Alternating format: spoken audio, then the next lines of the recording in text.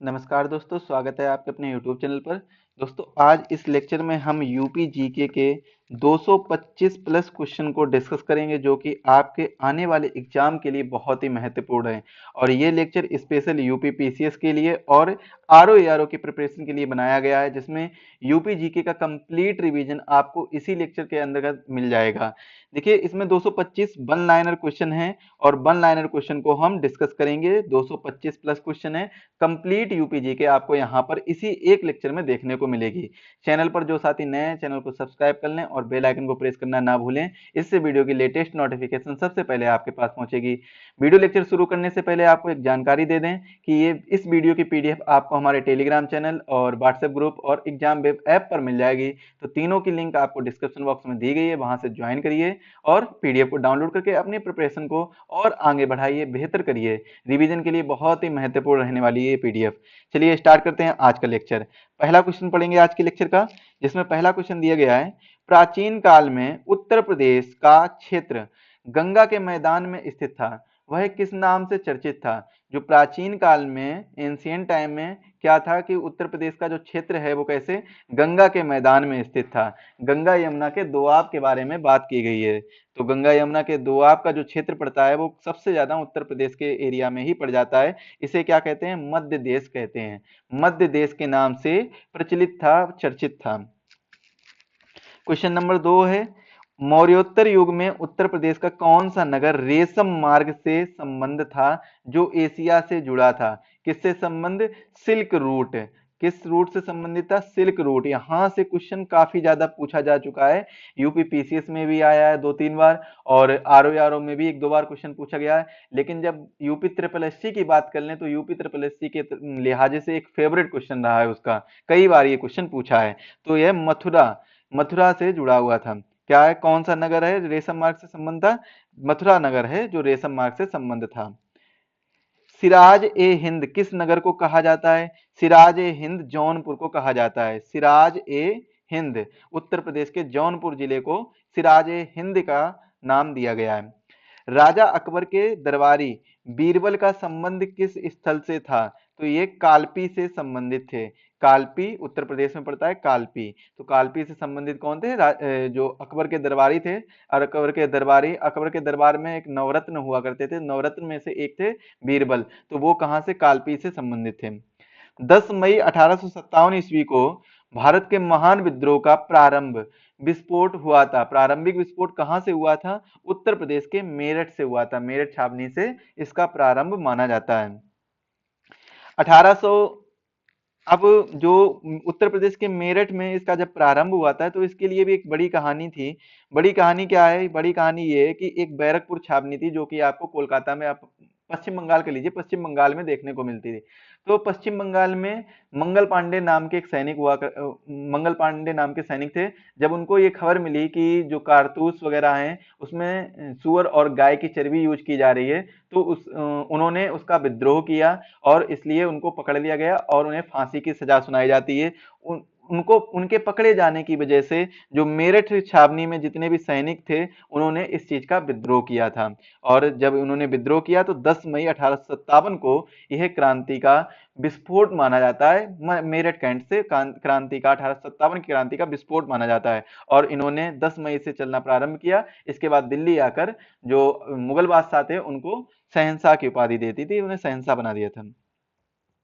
1857 ईस्वी के विद्रोह में सर्वाधिक प्रभावित क्षेत्र कौन सा था? अवध और बुंदेलखंड।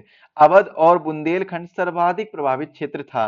अवध और बुंदेलखंड। बुंदेलखंड में आपने देखा होगा कि झांसी की रानी वाला जो एरिया है वो सबसे ज्यादा प्रभावित था। इसके बाद में अवध इसलिए प्रभावित था, अवध में थी बेगम हजरत महल।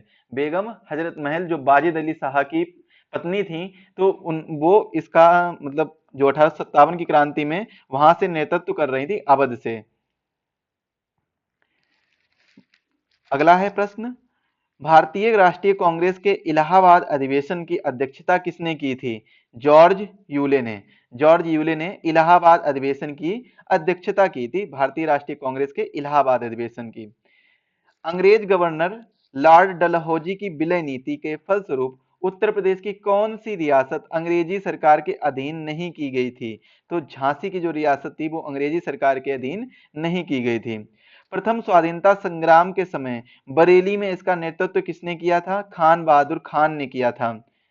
अक्टूबर 1921 ईस्वी में उत्तर प्रदेश के कांग्रेस का राजनीतिक सम्मेलन आगरा में किसकी अध्यक्षता में हुआ था? मौलाना हजरत मोहानी की अध्यक्षता में हुआ था। अक्टूबर 1921 में जो उत्तर प्रदेश कांग्रेस का राजनीतिक सम्मेलन हुआ था आगरा में, वो मौलाना हजरत मोहानी की अध्यक्षता में हुआ था। अगला क्वेश्चन है, काशी विद्यापीठ की स्थापना किस आंदोलन के दौरान हुई थी? असहयोग आंदोलन के दौरान हुई थी काशी विद्यापीठ की स्थापना।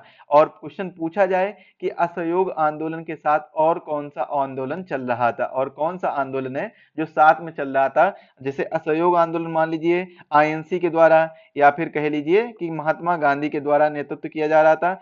वहीं पर बात कर लें, एक आंदोलन और चल रहा था जो मुस्लिम लीग के द्वारा नेतृत्व किया जा रहा था, तो वो कौन सा आंदोलन था? उसका नाम आप लोग कमेंट में बताइएगा। अगला क्वेश्चन है, चौरी चौरा की घटना कब घटित हुई थी? तो चौरी चौरा की घटना कब घटित हुई थी? 1922 ईस्वी में। और इसी घटना की वजह से, चौरी चौरा घटना की वजह से असहयोग आंदोलन को रोका गया था। असहयोग आंदोलन को रोका गया। किसकी वजह से? चौरी चौरा घटना की वजह से। चौरी चौरा घटना की वजह से 1922 ईस्वी में यह घटना हुई थी। 1922 ईस्वी में 1857 ईस्वी के प्रथम स्वाधीनता आंदोलन का सर्वाधिक बड़ा केंद्र कौन सा था? मेरठ सर्वाधिक बड़ा केंद्र था। भारतीय कम्युनिस्ट पार्टी का पहला सम्मेलन कानपुर में किसने आयोजित किया था? सत्यभक्त ने आयोजित किया था। काकोरी ट्रेन डकैती कब घटित हुई थी? 9 अगस्त 1925 को काकोरी ट्रेन डकैती घटित हुई थी। काकोरी ट्रेन एक्शन इसका नाम है आज के समय में, काकोरी ट्रेन एक्शन। 1942 ईस्वी में भारत छोड़ो आंदोलन के समय में उत्तर प्रदेश के किस शहर में राष्ट्रीय सरकार की स्थापना कर दी गई थी? तो बलिया शहर में उत्तर प्रदेश के राष्ट्रीय सरकार की स्थापना कर दी गई। और यहां पर अगर बलिया आया तो याद रखिएगा, जो उत्तर प्रदेश का मैप है, मैप के अकॉर्डिंग जो नॉर्थ में पड़ता है वो कौन सा जिला पड़ता है? सहारनपुर पड़ता है, सहारनपुर। और जो साउथ में पड़ता है वो पड़ता है सोनभद्र, सोनभद्र। और जो ईस्ट में पड़ता है वो पड़ता है बलिया। ईस्ट में कौन सा जिला पड़ता है? बलिया। और वेस्ट में पड़ता है शामली। वेस्ट में कौन सा जिला पड़ता है? शामली डिस्ट्रिक्ट पड़ता है। तो उत्तर में कौन सा है? सहारनपुर। पूर्व में कौन सा है? बलिया। और दक्षिण में कौन सा है? सोनभद्र। पश्चिम में कौन सा है? शामली जिला। तो ये लोकेशन है, ये जो नॉर्थ ईस्ट साउथ वेस्ट, इसके हिसाब से लोकेशन दी गई है, कौन से डिस्ट्रिक्ट कहाँ पर पड़ते हैं। सहारनपुर उत्तरी उत्तरी दिशा में है, मतलब नॉर्थ डायरेक्शन में है। और बलिया कहाँ है? ईस्ट डायरेक्शन में। सोनभद्र साउथ डायरेक्शन में। और शामली वेस्ट डायरेक्शन में है। अगला क्वेश्चन है क्वेश्चन नंबर 17। 1946 ईस्वी में मेरठ में आयोजित भारतीय राष्ट्रीय कांग्रेस के अध्यक्ष कौन थे? आचार्य जेबी कृपलानी थे। भारतीय राष्ट्रीय कांग्रेस के अधिवेशन 1885 ईस्वी से 1947 ईस्वी के मध्य उत्तर प्रदेश में कितनी बार आयोजित किए गए थे? 1885 में पहली बार क्या हुआ था?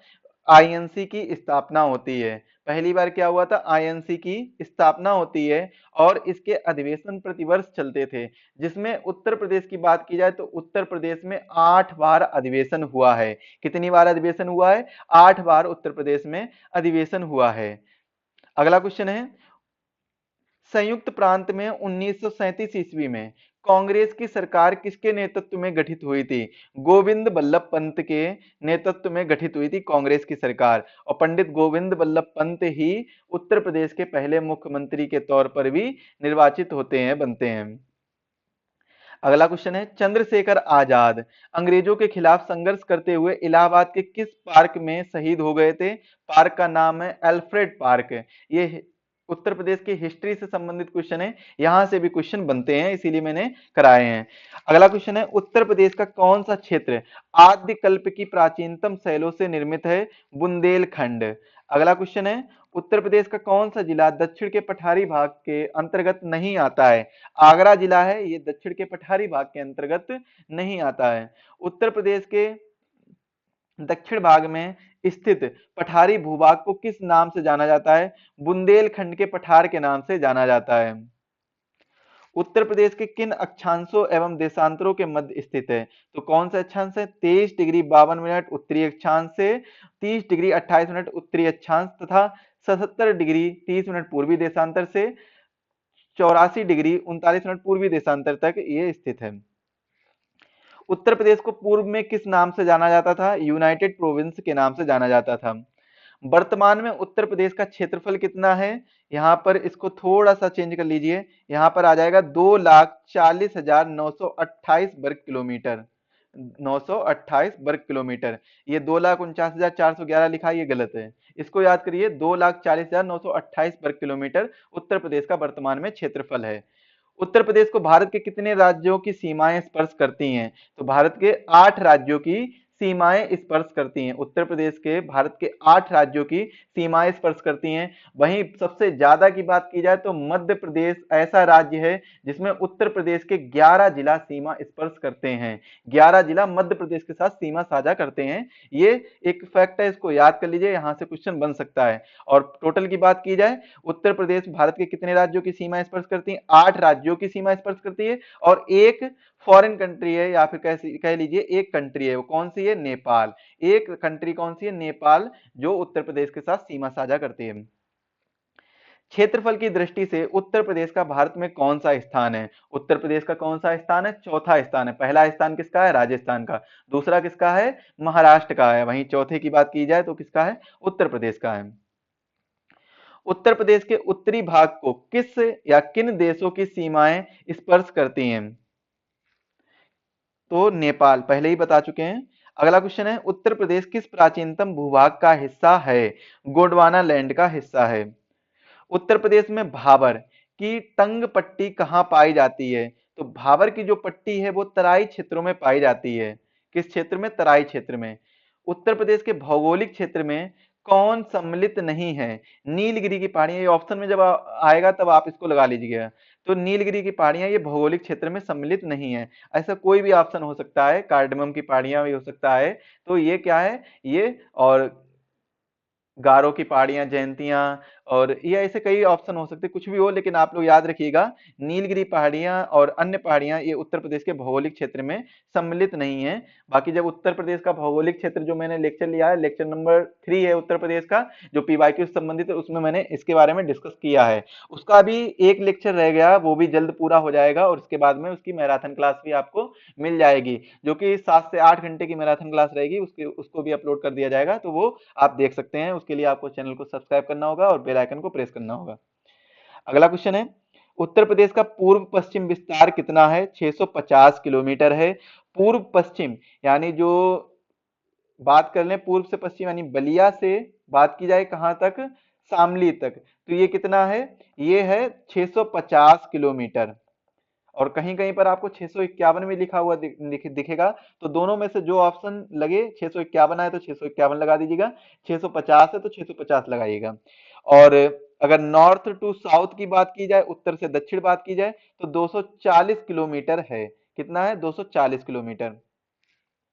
उत्तर प्रदेश की सबसे ऊंची पहाड़ियां सोनाकर एवं कैमूर किन जिले में स्थित हैं? मिर्जापुर और सोनभद्र जिले में स्थित हैं।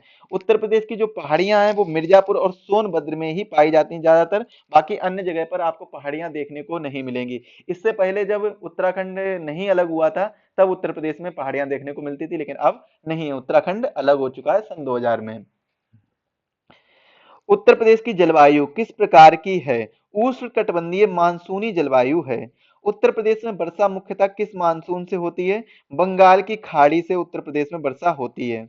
वर्षा ऋतु में उत्तर प्रदेश कितने प्रतिशत वर्षा होती है? 75 से 80% वर्षा होती है। वहीं मथुरा और आगरा ऐसे डिस्ट्रिक्ट हैं जहां पर कम से कम वर्षा होती है। उत्तर प्रदेश की सबसे कम न्यूनतम वर्षा कहां पर होती है? मथुरा और आगरा में होती है।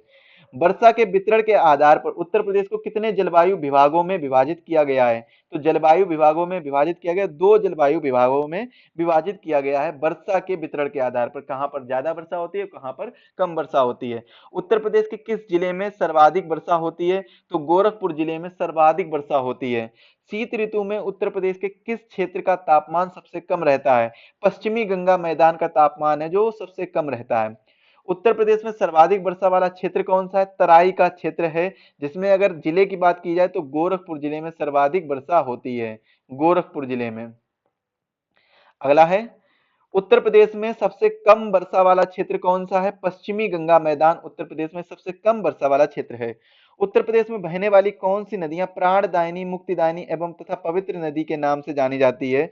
गंगा नदी उत्तर प्रदेश में बहने वाली एक महत्वपूर्ण नदी है। इसकी कई सहायक नदियां भी हैं और यह जो नदी है गंगा नदी, यह प्राणदायिनी और मुक्तिदायिनी और पवित्र नदी के नाम से भी जानी जाती है। गंगा और यमुना का संगम आपको देखने को मिलेगा और वाराणसी में गंगा के घाट देखने को मिलेंगे। वाराणसी में 80 और वरुणा और 80 नदियों के संगम आपको देखने को मिलेंगे। उत्तर प्रदेश में गंगा नदी एक महत्वपूर्ण स्थान रखती है अपना। उत्तर प्रदेश में स्थित अयोध्या नगर किस नदी के किनारे बसा हुआ है? सरयू नदी के किनारे बसा हुआ है। वाराणसी, कानपुर, हरिद्वार और लखनऊ में से कौन सा नगर गंगा किनारे स्थित नहीं है? तो लखनऊ है, ये गंगा के किनारे स्थित नहीं है। अगर पूछा जाए लखनऊ की महत्वपूर्ण नदी या फेमस नदी कौन सी है, तो याद रखिएगा गोमती रिवर, यानी गोमती नदी लखनऊ की महत्वपूर्ण नदियों में से एक नदी है। गंगा यमुना नदियों के मिलन स्थल को उत्तर प्रदेश में किस नाम से पुकारा जाता है? संगम के नाम से पुकारा जाता है। कहां पर देखने को मिलेगा आपको? प्रयागराज में, प्रयागराज इलाहाबाद में देखने को मिलेगा। गंगा नदी की घाघरा, गोमती, यमुना तथा चंबल में से कौन सी सहायक नदी नहीं है? तो गोमती नदी गंगा की सहायक नदी नहीं है। किस परियोजना का नाम बदलकर रानी लक्ष्मीबाई परियोजना कर दिया गया है? राजघाट बांध परियोजना का नाम बदलकर रानी लक्ष्मीबाई परियोजना किया गया है। उत्तर प्रदेश में बहने वाली पवित्र नदी गंगा किन नदियों के मिलन से बनी है? गंगा अलकनंदा और भागीरथी के मिलन से बनी है। उत्तर प्रदेश की प्रमुख नदियों का घटता क्रम क्या है? गंगा, यमुना, चंबल और राप्ती। गंगा कार्य योजना के लिए केंद्रीय गंगा प्राधिकरण अब स्थापित किया गया, कब स्थापित किया गया है? 1985 को स्थापित किया गया है। उत्तर प्रदेश में कौन सी नदी बीहड़ों का निर्माण करती है? यमुना नदी है जो बीहड़ों का निर्माण करती है। उत्तर प्रदेश का परीक्षा बांध किस नदी पर अवस्थित है? बेतवा नदी पर अवस्थित है। लखवाड़ा ब्यासी परियोजना उत्तर प्रदेश का कौन सा जिला लाभान्वित नहीं होता है? तो रामपुर जिला है, यह लाभान्वित नहीं होता है। उत्तर प्रदेश का सबसे ऊंचा बांध कौन सा है? माता टीला बांध उत्तर प्रदेश का सबसे ऊंचा बांध है। उत्तर प्रदेश की सर्वाधिक लंबी नहर कौन सी है? शारदा नहर उत्तर प्रदेश की सर्वाधिक लंबी नहर है। उत्तर प्रदेश में कुल सिंचित भूमि का लगभग कितना प्रतिशत नहरों द्वारा सिंचित होता है, सिंचाई की जाती है? 20.5% है जो नहरों द्वारा उत्तर प्रदेश में सिंचाई की जाती है। देश में नलकूपों द्वारा सिंचित क्षेत्रफल किस प्रदेश में सर्वाधिक पाया जाता है? उत्तर प्रदेश में सर्वाधिक पाया जाता है। उत्तर प्रदेश में कौन सा जिला अवनालिका अपर्दन से सर्वाधिक प्रभावित है? इटावा जिला है वो अवनालिका अपर्दन से सबसे ज्यादा प्रभावित है। गंगा नदी के किस भाग को राष्ट्रीय जलमार्ग घोषित किया गया है? इलाहाबाद से हल्दिया तक राष्ट्रीय जलमार्ग ये घोषित किया गया है। गंगा नदी का एक भाग है, इलाहाबाद से हल्दिया तक यहाँ पर गंगा नदी जो बहती है वहां पर उस नदी को राष्ट्रीय जलमार्ग घोषित किया गया है। लाल, परवा, मार, राकर और भोंटा ये कहाँ की मृदाएं हैं? ये बुंदेलखंड में पाई जाने वाली, जो उत्तर प्रदेश में बुंदेलखंड का एरिया है, बुंदेलखंड में पाई जाने वाली ये मृदाएं हैं।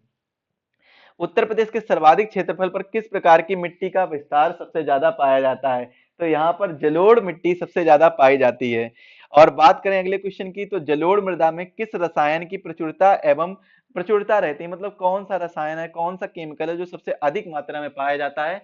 तो यह पाया जाता है पोटास एवं चूना। पोटास और चूना सबसे अधिक मात्रा में जलोढ़ मृदा में पाया जाता है। किस मृदा में 60% सिलिकेट, 15% लोहा या आयरन कह सकते हैं, और 25% एल्यूमिनियम पाया जाता है। तो एक मृदा का नाम है माड़ मृदा या मार मृदा भी कहते हैं। माड़ मृदा में 60% सिलिकेट, 15% आयरन और 25% एल्यूमिनियम पाया जाता है। किस मृदा को स्थानीय भाषा में करेल या कपास मृदा कहते हैं? तो काली मृदा को स्थानीय भाषा में करेल या कपास मृदा कहते हैं। कपास मृदा इसे इसलिए कहते हैं क्योंकि जो काली मिट्टी है इसमें कपास की खेती सबसे ज्यादा की जाती है। कपास हो गया, गन्ना हो गया, तो ये खेती सबसे ज्यादा यहाँ पर की जाती है काली मृदा में। उत्तर प्रदेश में काबर तथा मार किस प्रकार की मिट्टियों के स्थानीय नाम है? तो काली मिट्टी के स्थानीय नाम है काबर और मार। लाल मिट्टी उत्तर प्रदेश के किन जनपदों में मुख्य रूप से पाई जाती है? मिर्जापुर और सोनभद्र जनपदों में लाल मिट्टी देखने को मिलती है। राकड़ मिट्टी उत्तर प्रदेश में कहाँ पाई जाती है? पर्वतीय एवं पठारी ढालों पर पाई जाती है। जितने भी मैं क्वेश्चन करा रहा हूँ सीरियल वाइज एकदम चैप्टर वाइज क्वेश्चन है जो डिजाइन किए गए हैं। आपको 225 प्लस क्वेश्चन मिलेंगे देखने को इस लेक्चर सीरीज के अंतर्गत। और इसकी पीडीएफ डाउनलोड करना बिल्कुल ना भूलिए। पीडीएफ की लिंक टेलीग्राम पर दी गई है, तो वहां पर आप लोग डाउनलोड कर सकते हैं। उत्तर प्रदेश के तराई क्षेत्र में किस प्रकार की वनस्पति मिलती है? तो शुष्क वर्णपाती वनस्पति मिलती है तराई क्षेत्र में। जिला पंचायतों एवं नगर निगमों के नियंत्रण में रहने वाले वन कहलाते हैं सामुदायिक वन कहलाते हैं। देवदार, स्प्रूस और ओक के वृक्ष उत्तर प्रदेश के किस वन प्रदेश में पाए जाते हैं? ये पाए जाते हैं नमशीतोष्ण वन प्रदेश में पाए जाते हैं। उत्तर प्रदेश में लागू स्मृति वन योजना का संबंध किससे है? अपने प्रियजनों के स्मृति में वृक्षारोपण से संबंध है। उत्तर प्रदेश वन निगम स्थापित किया गया है 25 नवंबर 1974 को। उत्तर प्रदेश के कुल क्षेत्रफल में कितने प्रतिशत भूभाग पर वन क्षेत्र स्थापित है? 6.88% भूभाग पर जो क्या है वन क्षेत्र स्थापित है। पुरा वनस्पति बीरबल साहनी संस्थान उत्तर प्रदेश के किस नगर में विद्यमान है? लखनऊ में स्थित है पुरा वनस्पति बीरबल साहनी संस्थान इंस्टीट्यूट। उत्तर प्रदेश में लुप्त प्राय वन्य जीव परियोजना किस वन में चलाई जा रही है? कुकरैल वन में लुप्त प्राय वन्य जीव परियोजना चलाई जा रही है। उत्तर प्रदेश के किस स्थान पर वन्य जंतु रक्षण प्रशिक्षण केंद्र स्थापित किया गया है? इटावा में किया गया है। उत्तर प्रदेश में 1987 ईस्वी में किस प्लान के तहत कछुआ पुनर्वास योजना प्रारंभ की गई है? तो ये गंगा एक्शन प्लान एक आया था। गंगा एक्शन प्लान के तहत में कछुआ पुनर्वास योजना का प्रारंभ किया गया था गंगा एक्शन प्लान के तहत। बखीरा पक्षी विहार कहां पर स्थित है? संत कबीर नगर में। उत्तर प्रदेश का एक जिला पड़ता है संत कबीर नगर, यहाँ पर बखीरा पक्षी विहार स्थित है। कौन सा पक्षी विहार है? बखीरा। उत्तर प्रदेश में कुल कितने पक्षी अभ्यारण्य है? तो 13 पक्षी अभ्यारण्य यहाँ पर आपको देखने को मिलेंगे। और राष्ट्रीय उद्यान की यानी नेशनल पार्क की बात की जाए तो उत्तर प्रदेश में केवल एक नेशनल पार्क है। कौन सा है? दुधवा नेशनल पार्क है। Dudhwa national park. Dudhwa national park Lakhimpur Kheri जिले में पड़ता है, जो उत्तर प्रदेश का एकमात्र राष्ट्रीय उद्यान है। बहुत ही महत्वपूर्ण है, इसको याद करिएगा। उत्तर प्रदेश में सर्वप्रथम किस पक्षी विहार की स्थापना की गई थी? तो एक पक्षी विहार है नवाबगंज पक्षी विहार। इस पक्षी विहार की स्थापना सबसे पहले उत्तर प्रदेश में की गई थी। और उत्तर प्रदेश के अगर सबसे छोटा पक्षी विहार की बात की जाए कि कौन सा पक्षी विहार सबसे छोटा पक्षी विहार है, तो कछुआ वन्यजीव विहार उत्तर प्रदेश का सबसे छोटा पक्षी विहार है। और हिंदुस्तान एल्यूमिनियम कॉर्पोरेशन द्वारा एल्यूमिनियम कारखाना कहां पर स्थापित किया गया था? तो उत्तर प्रदेश में एक स्थान पड़ता है रेणुकूट, वहां पर एल्यूमिनियम कॉर्पोरेशन द्वारा एल्यूमिनियम कारखाना स्थापित किया गया था। और उत्तर प्रदेश में यूरेनियम किस जिले में पाया जाता है? यूरेनियम पाया जाता है उत्तर प्रदेश के ललितपुर जिले में। और ललितपुर जिला है ये मध्य प्रदेश से घिरा हुआ जिला है। तीन तरफ से मध्य प्रदेश से घिरा हुआ है ललितपुर। उत्तर प्रदेश में मिर्जापुर के कजराहाट क्षेत्र में निकाले जाने वाले डोलोमाइट खनिज का उपयोग किस लिए होता है? तो इसका जो उपयोग होता है वो बालू में मिश्रित करके सीमेंट बनाया जाता है, उसके लिए इसका प्रयोग किया जाता है। डोलोमाइट बालू में अगर मिश्रित कर दिया जाए, मिला दिया जाए, मिश्रण बना दिया जाए तो उससे सीमेंट की उत्पत्ति हो जाती है, सीमेंट बना दिया जाता है। उत्तर प्रदेश में सोना किस नदी में प्राप्त होता है? नदी क्षेत्र में। तो नदी है शारदा रामगंगा नदी क्षेत्र। शारदा नहर उत्तर प्रदेश की सबसे बड़ी नहर है और शारदा रामगंगा नदी जो क्षेत्र है उसमें उत्तर प्रदेश में सोना प्राप्त होता है। राज्य के किस क्षेत्र में उच्च कोटि का डोलोमाइट प्राप्त होता है? मिर्जापुर से उच्च कोटि का डोलोमाइट प्राप्त होता है। और मैंने पहले ही बताया है डोलोमाइट का प्रयोग किसमें किया जाता है? बालू के साथ मिश्रण करने पर सीमेंट की प्राप्ति होती है। उत्तर प्रदेश में किस प्रकार का लोहा पाया जाता है? तो उत्तर प्रदेश में दो प्रकार का लोहा देखने को मिलेगा, एक तो हेमेटाइट, एक मैग्नेटाइट। हेमेटाइट और मैग्नेटाइट उत्तर प्रदेश में लोहा की वैरायटी देखने को मिलेगी। उत्तर प्रदेश में हीरा किस जिले में निकाला जाता है? तो बांदा जिले में हीरा निकाला जाता है। उत्तर प्रदेश में तांबा अयस्क किस क्षेत्र से प्राप्त होता है? सोनराय और ललितपुर क्षेत्र से प्राप्त होता है, यानी सोनराय और ललितपुर से। अगला क्वेश्चन है 92 नंबर का, राज्य के किस जिले में ग्रेफाइट के प्रमाण मिले हैं? तो हमीरपुर जिले में ग्रेफाइट के प्रमाण मिले हैं। और ग्रेफाइट क्या होता है? जो पेंसिल में लगा होता है ना ब्लैक कलर का, तो वो ग्रेफाइट होता है। तो ये किस जिले में प्रमाण मिले हैं इसके? हमीरपुर में प्रमाण मिले हैं। द ऑपरेशन ग्रीन परियोजना का उत्तर प्रदेश में शुभारंभ कब हुआ था? 2001 में हुआ था इसका शुभारंभ। उत्तर प्रदेश में पाए जाने वाले प्रमुख खनिज कौन से हैं? तो लाइमस्टोन और डोलोमाइट। डोलोमाइट और लाइमस्टोन ये ऐसे खनिज हैं जो उत्तर प्रदेश में प्रमुखता पाए जाते हैं। ये आपको जो बुंदेलखंड का क्षेत्र है, मिर्जापुर, सोनभद्र का एरिया हो गया, झांसी का एरिया हो गया, ललितपुर का एरिया हो गया, वहां पर खनिजों की मात्रा सबसे ज्यादा मिलती है। तो जितने नीचे वाले जो क्षेत्र हैं, जो दक्षिण दक्षिण और पश्चिम साइड के जो क्षेत्र पड़ते हैं, उन क्षेत्रों को, उन जिलों को आप लोग याद कर लीजिए, वहां पर ही सबसे ज्यादा ये खनिजों की मात्राएं पाई जाती हैं। तो यहाँ से आप क्वेश्चन में और जो ऑप्शन दिए गए वो एलिमिनेट करके ऑप्शन लगा सकते हैं। ग्रेनाइट पट्टियां तथा सिलेट उत्तर प्रदेश में कहां बनाए जाते हैं? तो ये चुनार में बनाए जाते हैं। सेल खड़ी का प्रमुख खनन क्षेत्र कहां पर है? हमीरपुर और झांसी में सेल खड़ी का प्रमुख खनन क्षेत्र है। एस्बेस्टस खनिज की प्राप्ति उत्तर प्रदेश के किस जिले से होती है? मिर्जापुर जिले से होती है। हरदुआगंज ताप विद्युत गृह कहां पर स्थापित किया गया है? हरदुआगंज ताप विद्युत गृह अलीगढ़ में स्थापित किया गया है। विद्युत उत्पादन की दृष्टि से उत्तर प्रदेश का संपूर्ण देश में कौन सा स्थान है? 9वां स्थान है। खातिमा शक्ति केंद्र उत्तर प्रदेश में किस नहर पर स्थापित किया गया है? शारदा नहर पर स्थापित किया गया है। बेतवा नदी पर निर्मित राजघाट बांध परियोजना में उत्तर प्रदेश के अतिरिक्त कौन सा राज्य शामिल है? मध्य प्रदेश राज्य शामिल है। गोविंद बल्लभ पंत सागर परियोजना कहाँ स्थित है? तो यह सोनभद्र के पिपरी में स्थित है। किस परियोजना में उत्तर प्रदेश, बिहार व नेपाल सम्मिलित हैं? तो यह गंडक परियोजना है। इस परियोजना के तहत उत्तर प्रदेश, बिहार और नेपाल सम्मिलित हैं, दो राज्य और एक कंट्री। उत्तर प्रदेश में परमाणु विद्युत केंद्र स्थापित है। नरौरा में परमाणु विद्युत केंद्र स्थापित किया गया है। बिड़ला समूह द्वारा उत्तर प्रदेश में किस स्थान पर 600 मेगावाट के ताप विद्युत केंद्र की शुरुआत की गई है? रोजा नामक स्थान पर यह ताप विद्युत केंद्र की शुरुआत की गई है।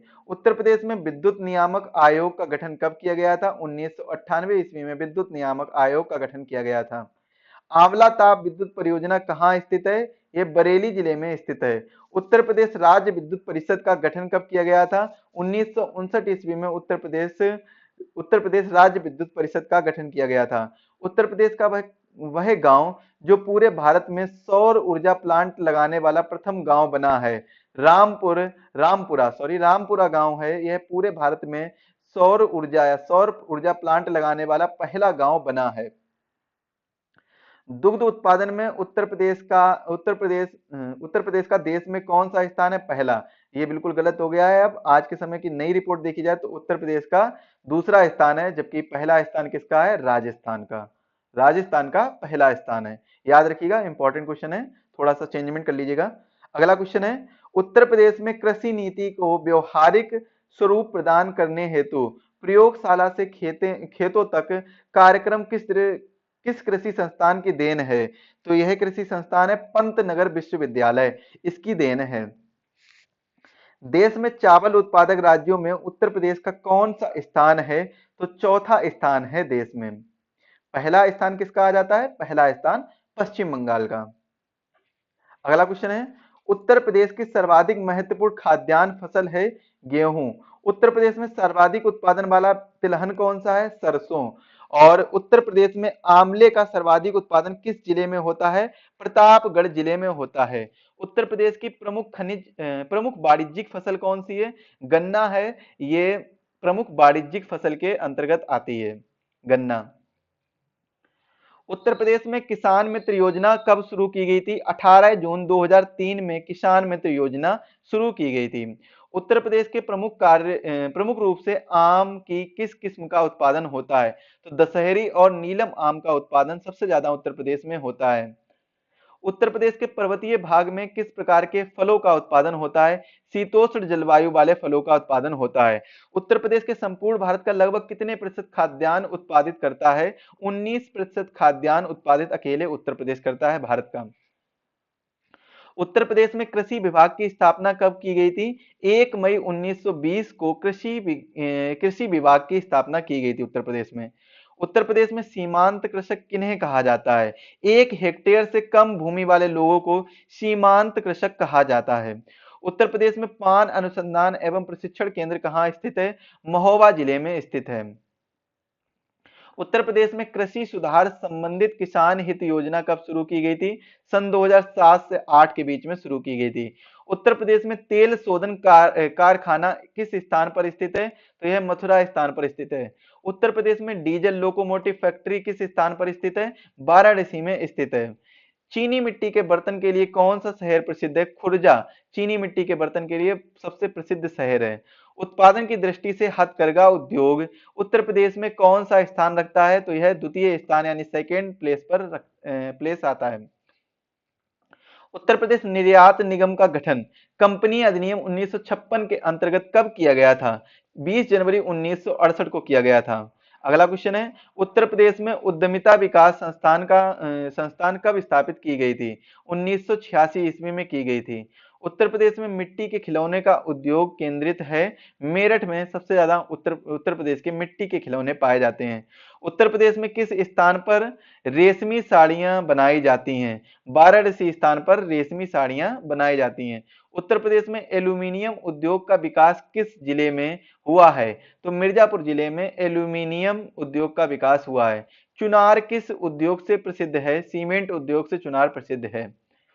उत्तर प्रदेश में, चलिए इस क्वेश्चन को पढ़ने से पहले एक इंपॉर्टेंट इंफॉर्मेशन, जो आपकी पीवाईक्यू की सीरीज चल रही है इसका आपको प्लेलिस्ट मिल जाएगा। डिस्क्रिप्शन बॉक्स में लिंक दे दी जाएगी, तो वहां से आप लोग इसकी प्लेलिस्ट देख सकते हैं। जितनी भी पीवाईक्यू सीरीज और प्लस यूपी पीसीएस के लिए, यूपी पीसीएस और आरओ एआरओ के लिए जो भी इंपॉर्टेंट टॉपिक है, क्या है जो इंपॉर्टेंट टॉपिक है, इंपॉर्टेंट टॉपिक, उसकी भी प्लेलिस्ट आपको डिस्क्रिप्शन बॉक्स में मिल जाएगी। इन्हीं इंपॉर्टेंट टॉपिक से आपको 70 प्लस क्वेश्चन गारंटी से देखने को मिलेंगे। इन्हीं इंपॉर्टेंट जो भी मैं करा रहा हूं उनसे ही आपको डायरेक्टली देखने को मिल जाएंगे। अगला क्वेश्चन देखेंगे कौन सा है, उत्तर प्रदेश में कृत्रिम अंग निर्माण केंद्र कहां पर है? कानपुर में उत्तर प्रदेश का कृत्रिम अंग निर्माण केंद्र है। कंप्यूटर सहायता प्राप्त डिजाइन सीएडी परियोजना का केंद्र उत्तर प्रदेश में कहां है? कानपुर में सीएडी परियोजना का केंद्र है। उत्तर प्रदेश में इलेक्ट्रॉनिक सिटी की स्थापना कहाँ की गई है? तो ये की गई है नोएडा में, इलेक्ट्रॉनिक सिटी की स्थापना की गई। नोएडा इलेक्ट्रॉनिक सिटी के नाम से मेट्रो स्टेशन भी है उत्तर प्रदेश में, ये चीज याद रखिएगा।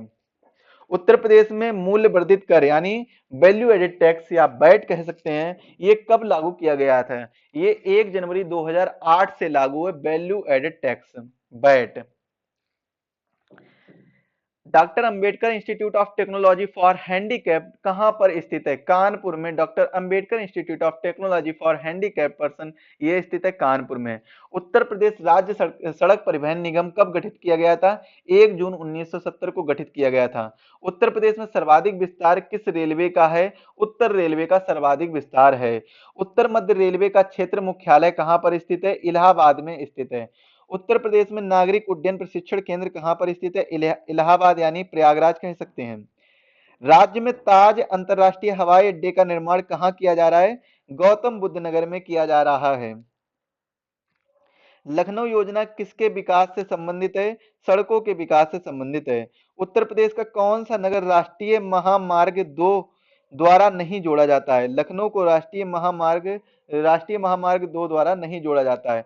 उत्तर प्रदेश में कहाँ रेल कोच फैक्ट्री की स्थापना की जा रही है? रायबरेली में रेल कोच फैक्ट्री की स्थापना की जा रही है। उत्तर प्रदेश में सबसे पुराना विश्वविद्यालय कौन सा है? इलाहाबाद विश्वविद्यालय उत्तर प्रदेश का सबसे पुराना विश्वविद्यालय है। उत्तर प्रदेश में area delivery research and defence institute शोध संस्थान कहां पर स्थित है? आगरा में स्थित है। उत्तर प्रदेश में पैराटूपर्स ट्रेनिंग स्कूल किस नगर में स्थित है? आगरा में स्थित है। उत्तर प्रदेश में स्कूल ऑफ पेपर टेक्नोलॉजी कहाँ स्थित है? सहारनपुर में स्थित है। उत्तर प्रदेश में अनौपचारिक शिक्षा योजना कब शुरू की गई है? उत्तर प्रदेश में अनौपचारिक शिक्षा योजना 1975 ईस्वी में शुरू की गई है। केंद्र की सहायता से उत्तर प्रदेश में मिड डे मील योजना कब शुरू की गई है? 1995 ईस्वी में। उत्तर प्रदेश शैक्षणिक अनुसंधान एवं विकास परिषद की स्थापना कब की गई थी? 1981 ईस्वी में। उत्तर प्रदेश में उर्दू प्रशिक्षण एवं अनुसंधान केंद्र कहाँ अवस्थित है? लखनऊ में अवस्थित है। उत्तर प्रदेश में प्रौढ़ शिक्षा की अलग से व्यवस्था कब की गई है? 1982 ईस्वी में। 1982 ईस्वी में उत्तर प्रदेश में प्रौढ़ शिक्षा की अलग से व्यवस्था की गई है। उत्तर प्रदेश का एकमात्र मुक्त विश्वविद्यालय कौन सा है? राजर्षि टंडन विश्वविद्यालय एकमात्र मुक्त विश्वविद्यालय है। भारतीय भाषाओं के संरक्षण एवं विकास हेतु हिंदुस्तानी अकादमी कहाँ स्थित है? इलाहाबाद में स्थित है। कल्प योजना किससे संबंधित है? प्राथमिक शिक्षा से संबंधित है। उत्तर प्रदेश में प्रथम विकलांग विश्वविद्यालय कहाँ स्थित किया गया था? चित्रकूट में स्थित किया गया है।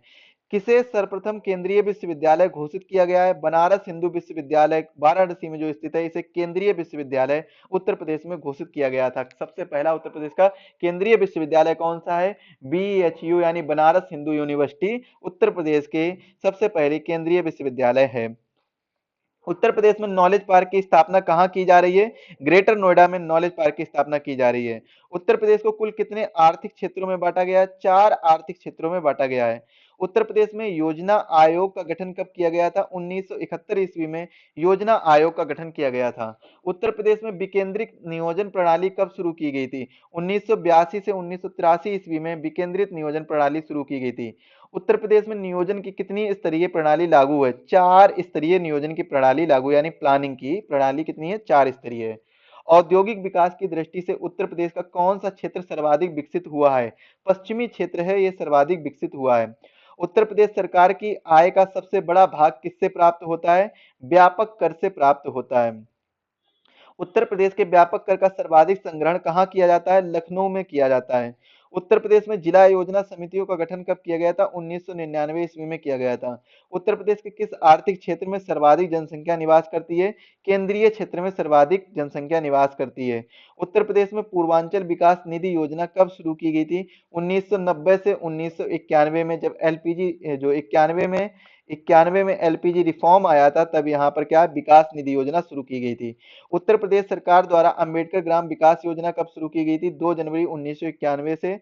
उत्तर प्रदेश समाज कल्याण विभाग कब स्थापित किया गया था? 1976 ईस्वी में। उत्तर प्रदेश में राज्य महिला आयोग की स्थापना कब की गई थी? 2004 में। बहुत ही महत्वपूर्ण क्वेश्चन है, इंपॉर्टेंट क्वेश्चन है, ये क्वेश्चन पूछा जाएगा, याद रखिएगा। 2004 में उत्तर प्रदेश राज्य महिला आयोग की स्थापना हुई थी। उत्तर प्रदेश की स्वाधर योजना किससे संबंधित है? संघर्षशील महिलाओं की सहायता करने से संबंधित है। अगला क्वेश्चन है, उत्तर प्रदेश सरकार द्वारा 14 सितंबर 2011 को निश्चित की गई आवास नीति के अनुसार आर्थिक रूप से कमजोर वर्ग के लाभ ग्राही वे व्यक्ति होंगे जिनकी आय 5,000 तक है। उत्तर प्रदेश में मान्यता प्राप्त स्टॉक एक्सचेंज कहां पर है? मान्यता प्राप्त स्टॉक एक्सचेंज कानपुर में है। उत्तर प्रदेश की सबसे बड़ी नक्षत्रशाला कौन सी है? गोरखपुर नक्षत्रशाला उत्तर प्रदेश की सबसे बड़ी नक्षत्रशाला के अंतर्गत आता है। उत्तर प्रदेश में सुदूर संवेदी उपयोग केंद्र कहाँ स्थित है? लखनऊ में स्थित है।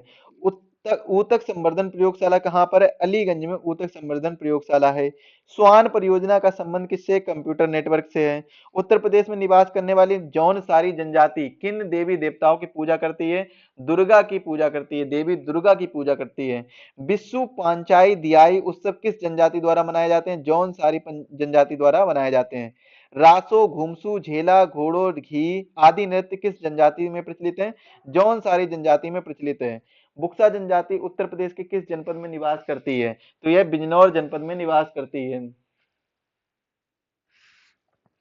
उत्तर प्रदेश की किस जनजाति को बनरोत के नाम से भी जाना जाता है? राजी। थारू जनजाति की सर्वाधिक संख्या उत्तर प्रदेश के किस जिले में है? गोरखपुर में है। उत्तर प्रदेश में अनुसूचित जनजाति शोध एवं प्रशिक्षण संस्थान की स्थापना कब हुई है? 1986 से 87 ईस्वी में। उत्तर प्रदेश की किस जनजाति में रणवड़ चित्र युवा मिलन गृह की प्रथा पाई जाती है? सौका। उत्तर प्रदेश में निवास करने वाली किस जनजाति की उपजातियां राणा, कठरिया और डिगोरा हैं? थारू जनजाति हैं। उत्तर प्रदेश में सर्वाधिक जनसंख्या वाली जनजाति कौन सी है? थारू जनजाति सबसे ज्यादा पाई जाती है। उत्तर प्रदेश की कौन सी जनजाति इस्लाम धर्म को मानती है? माही गिर जनजाति इस्लाम धर्म को मानती है। उत्तर प्रदेश की किस जनजाति में हिंदुओं जैसा वर्ण विभाजन हुआ है? बुक्सा जनजाति हिंदुओं जैसा वर्ण विभाजन हुआ है। उत्तर प्रदेश की 10 नई जनजातियों को केंद्र सरकार ने कब सूचीबद्ध किया है? 2003 में सूचीबद्ध किया था। उत्तर प्रदेश में जैन एवं बौद्ध दोनों धर्मों का प्रसिद्ध तीर्थ कौन सा है? कौशाम्बी। नैमिषारण्य कहाँ स्थित है? सीतापुर में नैमिषारण्य स्थित है। बागों का शहर नाम से उत्तर प्रदेश का कौन सा शहर प्रसिद्ध है? लखनऊ। यहां पर कर लीजिए नवाबों का शहर भी, नवाबों का शहर।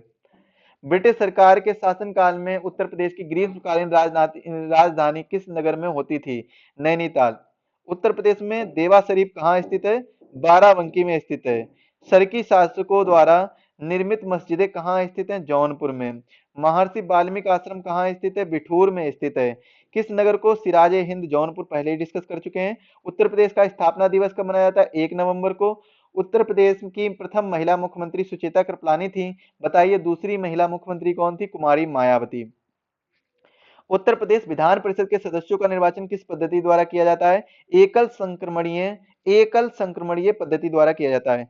लोकसभा हेतु उत्तर प्रदेश में 80 सीटें हैं और उत्तर प्रदेश के प्रथम लोकायुक्त कौन है? बिशंबर दयाल प्रथम लोकायुक्त हैं। उत्तर प्रदेश के विधानसभा में कितने निर्वाचित सदस्य हैं? 403। उत्तर प्रदेश के किन मंडलों में जिलों की संख्या सर्वाधिक है? लखनऊ और कानपुर में मंडलों में जिलों की संख्या सर्वाधिक है। उत्तर प्रदेश का कौन सा मंडल नवसृजित है? अलीगढ़। स्वतंत्र भारत के उत्तर प्रदेश के प्रथम विधानसभा अध्यक्ष कौन है? राजर्षि पुरुषोत्तम दास टंडन स्वतंत्र भारत के प्रथम विधानसभा अध्यक्ष हैं। उत्तर प्रदेश विधानसभा का गठन सर्वप्रथम कब किया गया था? 1 अप्रैल 1973 को विधानसभा का गठन सबसे पहले किया गया था। इलाहाबाद उच्च न्यायालय के न्यायाधीशों की स्वीकृत संख्या कितनी है? 95।